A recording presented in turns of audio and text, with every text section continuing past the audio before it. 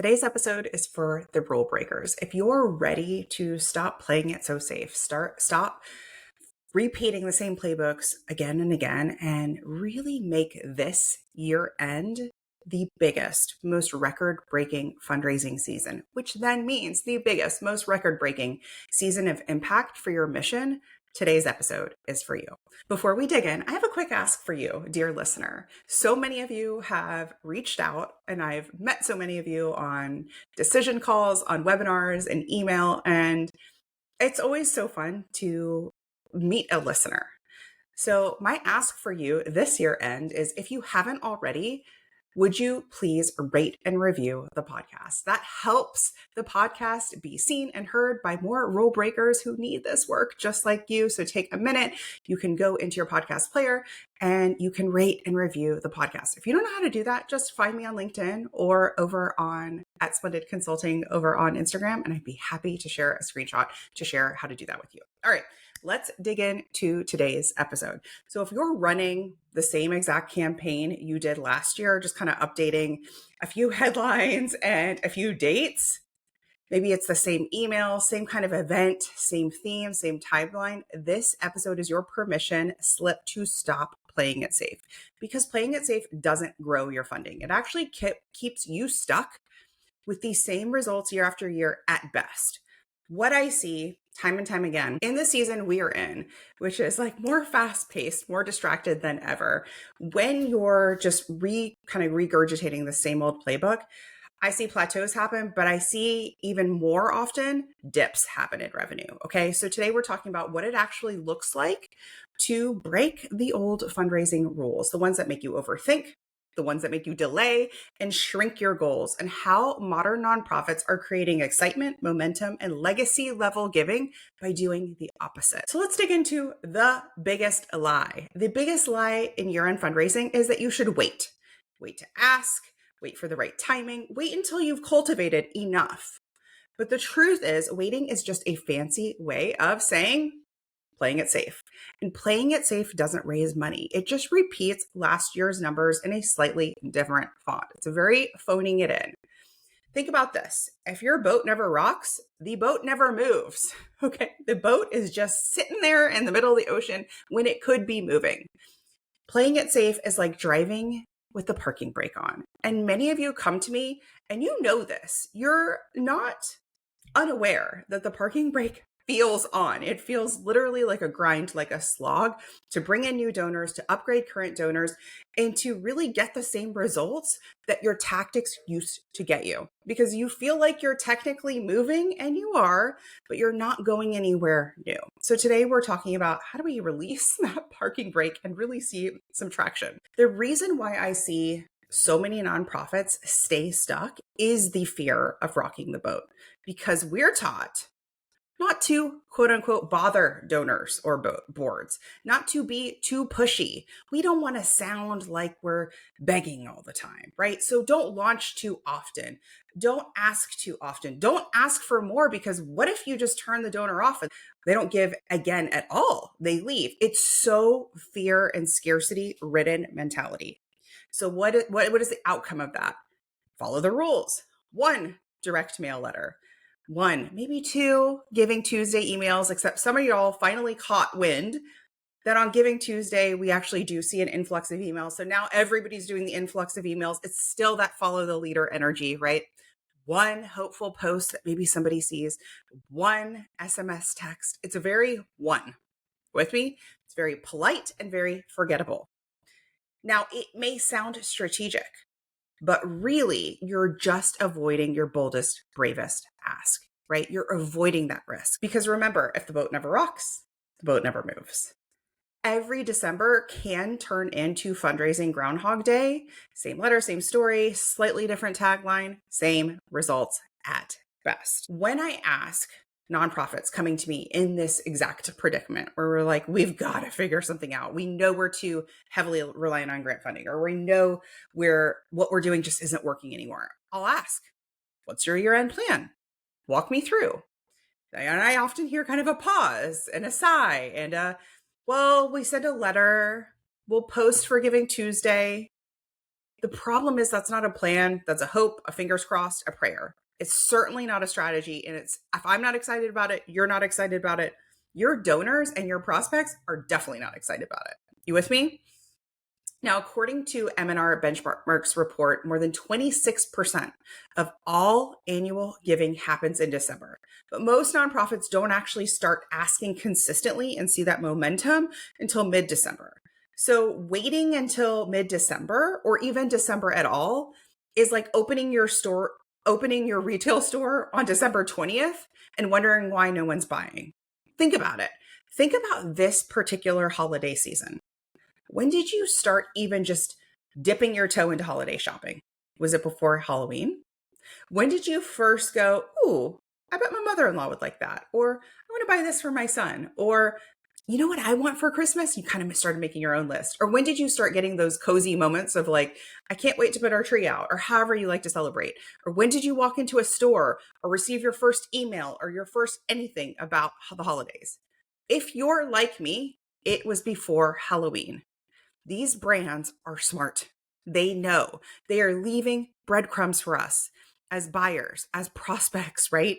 Meanwhile, nonprofits are like, listen, we don't want to irritate the buyers, air quote. We don't want to bug them.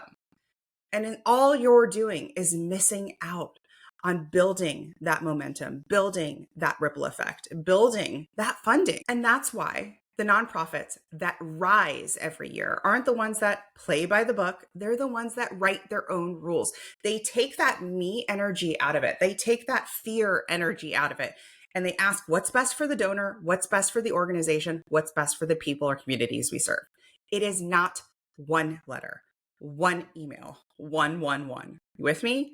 It is not beige and soft and quiet. It is modern, momentum-driven campaigns. This is what we teach in both of my programs, in the Purpose and Profit Club, which is made for ambitious teams who are scaling up to 1 million and beyond. This is also what we teach in the Sprint method, where we're teaching founders and solo-led nonprofits to raise 10K in every single campaign.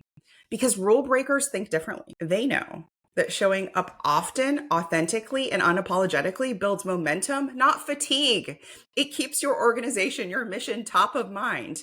It's not that people are annoyed by you. In fact, they're just more connected to you. They create and launch fundraising campaigns that feel alive, with story, with urgency, with a specific voice. It doesn't sound like another appeal. It doesn't sound like a one-off. It sounds like an invitation to be part of something bigger. And they don't wait for the perfect timing. They create it. They create it. So most nonprofits may be fundraising with this old operating system, right? They're running on Windows 2005, right? Which turns on technically. Technically, it could still work. Think about your first laptop or your second. Like I remember them, they just kept getting, they were like bricks. They were like, my first laptop was like a physical brick. And then it was like half the width of a brick, right? I could probably make that bad boy work, right? But think about how clunky it would be to use today, right? That laptop was used to dial up, or it was used to some sort of slow internet. It had some terrible way to navigate the web, right? It technically works, but that doesn't mean that's what you should use. And it's not built for modern fundraising, right?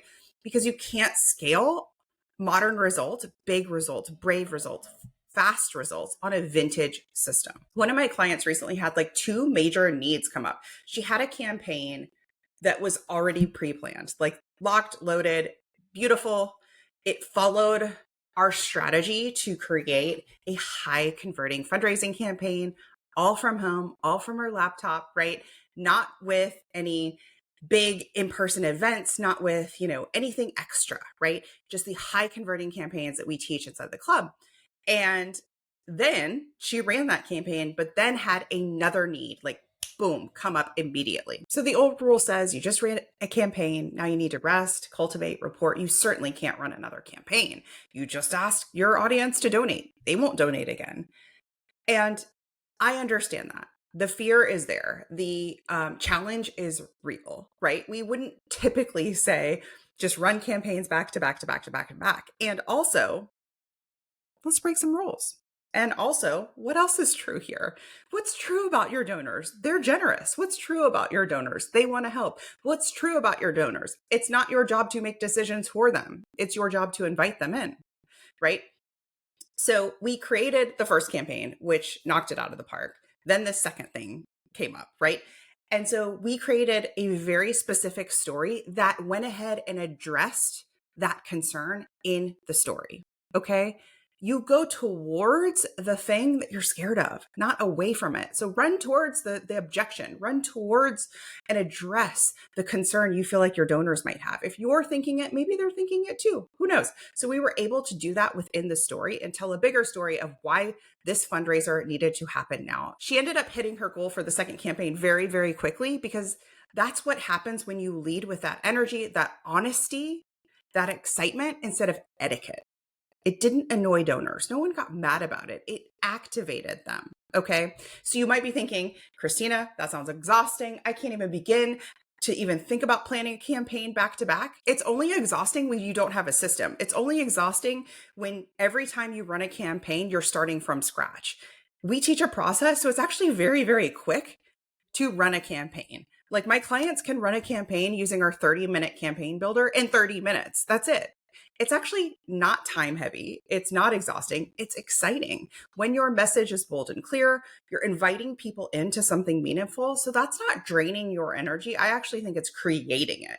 And instead of the pressure, that oh shit moment of this particular organization going, oh my God, we just fundraised, but like now we have this other need over here and it's not enough. And there's just not, like, we need another fundraiser. That's a real panic moment. And instead of just taking the panic and I don't know, white knuckling it through the next 6 weeks of report back, right? And no ask, right? Instead, creating that energy, that excitement by telling your audience the true thing and inviting them to help actually takes away the stress, actually takes away that panic, because again, people will rise to that occasion. Remember, safe doesn't scale. Safe doesn't scale. The best clients I work with have this single trait, right? They don't give up. They're relentless. They have this grit. We had an entire series about this, right? They have that healthy delusion. And when I say best clients, I just simply mean they're rule breakers, right? They follow what we teach in the club. They follow what we teach in the sprint method, and they are relentless in their mission. They know they're going to hit their goals. It's just a matter of putting in the reps. That's it. They're authentic. They're iterative. They try new things. They don't wait for board approval to send a heartfelt post. They don't wait, fingers crossed, on a grant they might not get that 1,000 other organizations also applied for. They keep moving, testing, learning, asking. That relentlessness, done with generosity, done with a growth mindset, is not grind. It's what sets them apart. You can't innovate and seek approval at the same time. Think about that. How would somebody, we'll think of the iPhone. How could he have created the iPhone? Steve Jobs created the iPhone, that innovation, right? While also going, do you think this is a good idea? Do you think this is a good idea? What do you think? I'm not going to take any action and invest in this until everybody collectively says this is a good idea. Nothing would have been invented. The light bulb, the car, right? Vaccines. Like, there's so many things that wouldn't have been invented without that innovation, without that rule breakers mindset. It is so clear to me that it is your secret weapon, and it is something for you to cultivate and develop, and have a program of other champions and fundraisers who are also trying to do that, so you can have community with them. That's why I love what I do so much, because they're also putting in the reps with you. And so they know this is hard work, but this is hard work you're committed to doing, right? I built my whole career breaking these so-called nonprofit rules, because the old playbook, the old school way to do it, was written for a world that doesn't exist anymore. We have the technology to rise to what donors want. Donors move faster. Attention spans are shorter. Retention rates still hover between 20 and 43%, okay? Depending on where you pull it from. That means half of last year's donors won't come back unless you stand out, unless you have a plan for them, unless you are different. Don't be the normal nonprofit that is seeing that level of churn, right? That is playing it safe. Instead, break some rules, right? So stop fundraising like it's 2005. And even maybe this episode helped you see you didn't even realize you were doing it, right? You didn't realize you were playing it safe. You didn't realize you were playing it small, right? And maybe you'll see some areas that you can pull away from what I'm calling the board approved beige rules, right? And it might feel more comfortable to play inside those lines, but beige campaigns don't move people.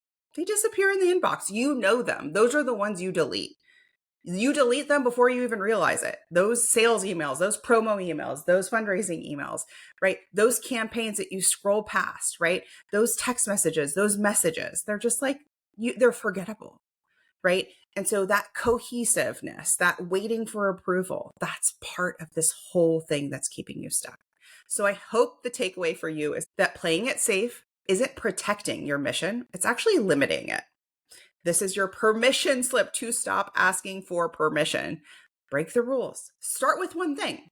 Start with a bold story. Start by running that campaign again. Start by running that campaign differently. Start by running that campaign longer. Start by asking for a donor match for something you've never asked before. Start by asking a donor for a second gift in the same calendar year. Start by asking a donor to give more and to give again, right? Post again, tell the story again, have that relentless commitment to it. Because when you show up with that conviction, people don't tune you out, they rally. And you know what's funny about innovation and being a trailblazer, being a rule breaker? Innovation looks risky until it works.